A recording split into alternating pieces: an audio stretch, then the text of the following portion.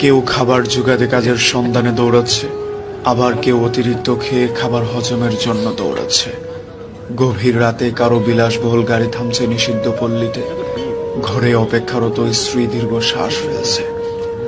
কেউ ভাঙা গড়ে থেকে ওই স্ত্রীকে নিয়ে অবিরত সুখের স্বপ্ন বুনছে। কেউ ভাবছে আর কয়টা দিন, ডিভোর্স পেপারে সাইন করলে মুক্তি। কেউ একটা সম্পর্ক টিকিয়ে রাখার জন্য রীতিমতো যুদ্ধ করে চলছে। কেউ সন্তান ডাস্টবিনে ফেলে দিয়ে দায় মুক্ত হতে চাইছে, কেউ একটা সন্তানের জন্য সারা জীবন হাহাকার করে যাচ্ছে। কেউ লাখ টাকার ডাইনিং টেবিলে বসেও তৃপ্তি সহকারে ভাত খেতে পারছে না, কেউ পেঁয়াজ কাঁচামরিচ কচলিয়ে গোগ্রাসে ভাত খেয়েছে। কারো দামি খাটে শুয়েও আবার ঘুমের ওষুধ খেতে হচ্ছে, কেউ আবার হিমেল হাওয়ায় রাস্তায় ওভারব্রিজে ও ঘুরে ঘুমোচ্ছে।